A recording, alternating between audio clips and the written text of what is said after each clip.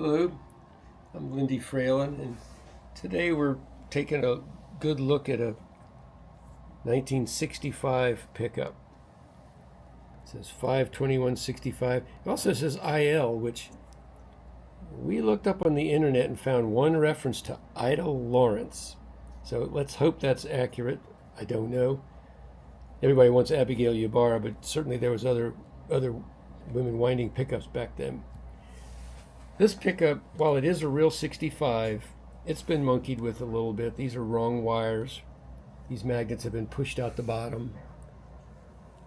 Somebody put tape around it. Whoa. I'm going to find out after this tape comes off if I think it's not a rewind. No, I can already tell this is a rewind anyway, because there is Some copper. pink wire under there. Oh. In this area, they'd have been form var or plain enamel.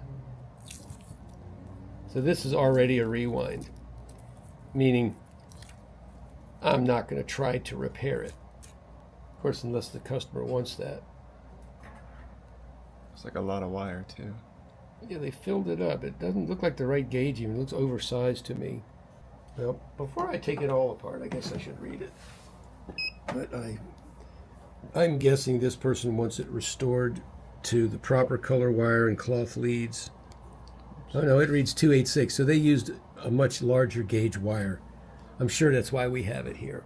It's 2K or almost 3K? 2.85. Wow. They should read closer to 6.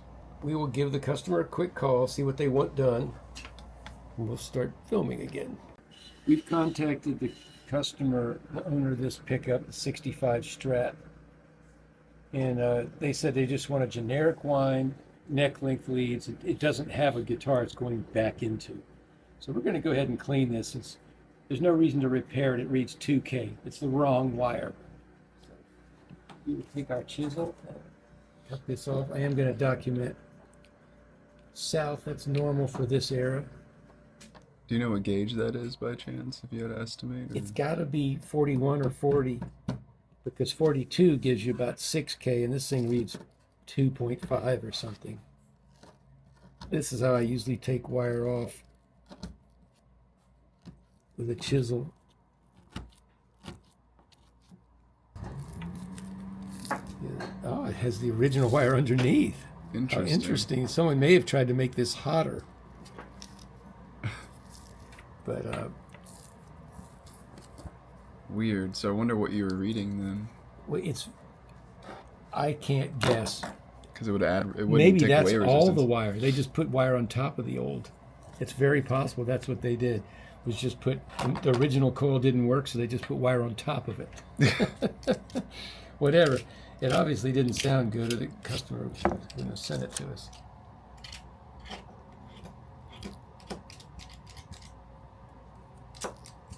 I'm going to recycle this, and we will go ahead and clean this thing. Clean this thing up. I want to show you that when I can move the magnets, that's when I go ahead and push them out, score the holes with that non-cutting tap, wire wheel them, get everything cleaned up, completely rebuild it, because this is just not tight. You could just lift this thing off with your fingers. We're back to our steel piece with a slot in it, and it's good for pushing magnets out.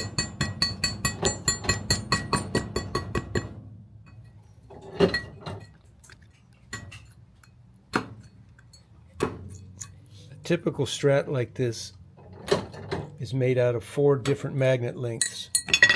There's 2 in the middle that are the tallest, D and G. The E and A are the next tallest.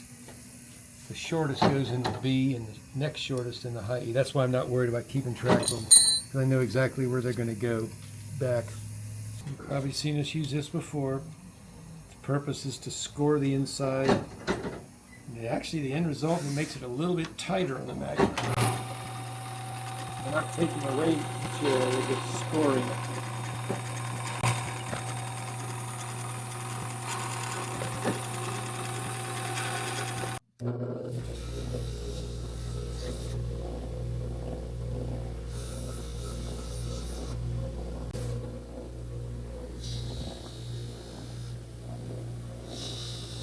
This wheel doesn't takes the lacquer off and any rust, but it doesn't shine them up till they're polished. The black is still there. I'm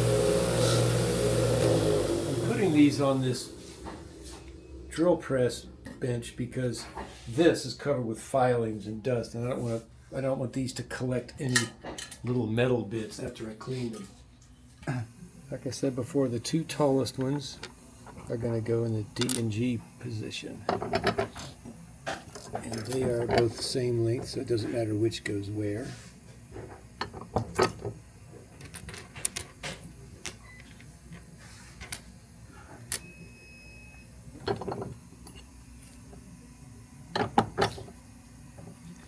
The next tallest go in E and A, and that is these two. The very shortest is the B. The last magnet left is a high E. Now this is our shim to get the distance right, and we will push this top down.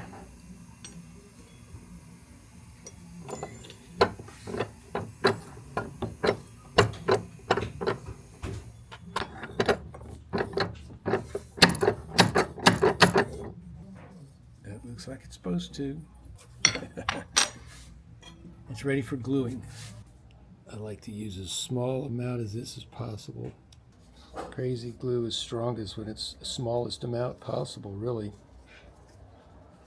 It's not good for gap filling, but it does sink down into those kind of threads we put in here. This pickup will be stronger than when it was new. These sides won't push down or up. We cleaned, prepped, glued, and it's ready for winding. Per the customer's instructions, it's going to be wound like a neck and given long leads because he doesn't actually know where he'll put it. But that's okay. So we've got the right heart cam on the machine for Strats. We've got the wire, heavy form bar, and we are ready to wind this thing. The start wire was always on the left of old fenders. Did that change at some point? Reverse middles. Oh, They true. didn't have reverse middles in '65. When did they start doing that? Late '80s, '90s. I'm not really sure. Yeah, but it took a You know, while. I mean, the fender didn't even have five-way switches until some point like that. I like to put 2 knots. So I run it through the hole, pull it through that loop 2 times, and that will not come loose.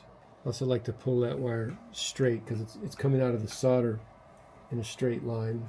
And might as well be heading that direction when the solder cools. So we're not going to ever kink that wire or bend it.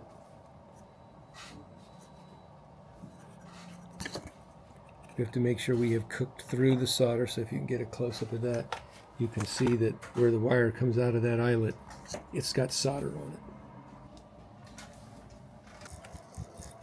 it. Okay. This thing will freewheel about 10, so we're going to be right at 8,000.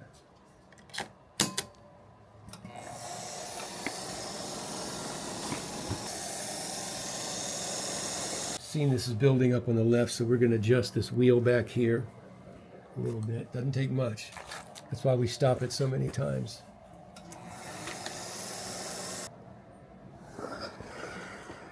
Okay, we're done with this one. This counter stops itself at 0. Like I said, it runs over about, in this case, 9 turns. That's okay. And we're going to finish this coil. Again, I like to put 2 knots in it, and I like to make sure it's touching this bottom plate because it's going to get waxed, and that will secure it from being able to move.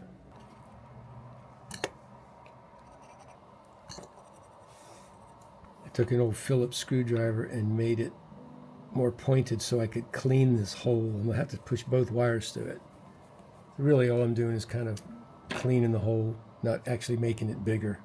So we're going to squeeze these into a point and try to get them through that hole.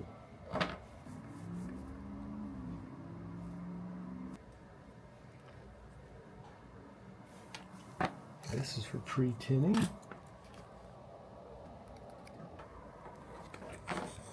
So the outside gets white.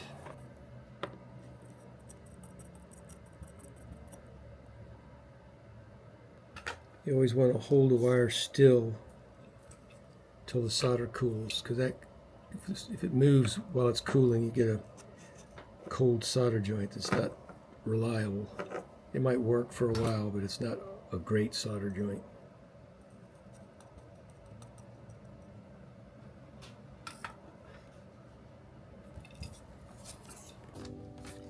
These are commercial food warmers with our wax mixture in them, kept at right at, should be 145 degrees.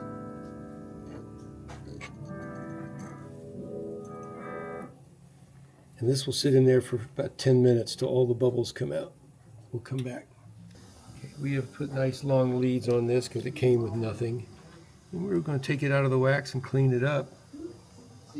We let these soak until no more bubbles come out. And,